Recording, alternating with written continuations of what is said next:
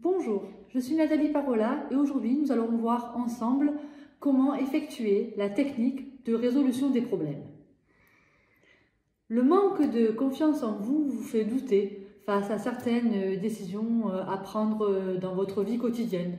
Par exemple, vous ne savez pas quelle décision adopter face à un problème qui se pose à vous et vous vous demandez comment faire. Nous allons voir grâce à la technique de résolution des problèmes comment on pourrait s'y prendre. Donc, une première technique plus générale qui va s'afficher sur le diaporama avec un tableau global. Donc, première technique, vous allez d'abord identifier toutes les décisions qui s'offrent à vous et identifier ensuite les avantages et les inconvénients de chaque décision à ce problème. Donc, chaque avantage et chaque inconvénient sera doté d'une note de 0 à 100. Plus on se rapprochera de 100, plus l'argument sera important. Donc, on va faire l'exercice sous forme de tableau pour plus de clarté et de précision. Donc, il y aura autant de tableaux que de décisions possibles et c'est le premier tableau que vous allez voir affiché sur le diaporama. Maintenant, nous allons voir une deuxième technique un peu plus décortiquée avec différentes étapes, 6 étapes. Donc la première étape, et vous allez voir sur le diaporama, il va y avoir chaque étape qui va être expliquée sous forme de figure. Donc chaque étape, la première étape, nous allons faire par écrit une liste complète de toutes les décisions que vous avez à prendre, comme on vient de le faire. Qu'elles soient importantes ou nécessaires, qu'elles concernent votre vie sociale, votre vie professionnelle, votre vie plus personnelle. Vous allez toutes les noter. Ça, c'est l'étape 1.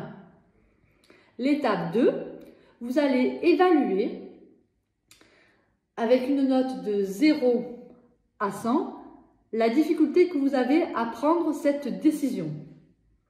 Puis, vous allez évaluer avec une note de 0 à 100 la gravité des conséquences si vous vous trompez.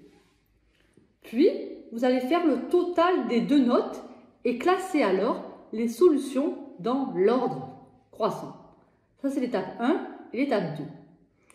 L'étape 3, vous allez choisir une décision ayant le total le plus faible et chercher toutes les solutions possibles. Vous voyez dans le nouveau tableau. Quatrième étape, vous allez chercher tous les avantages et les inconvénients de chaque solution. Puis, de nouveau, vous allez faire le total des avantages, puis des inconvénients. L'étape 5, vous allez choisir une solution qui présente le meilleur compromis.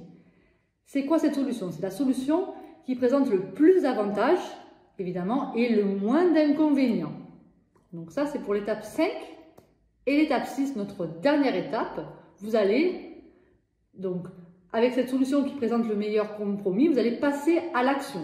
Et on va réévaluer après être passé à l'action. Donc, le meilleur choix possible sur le problème de départ. Donc, vous allez passer à l'action et on va réévaluer donc, le total des deux notes. Donc, difficulté à décider et gravité des conséquences.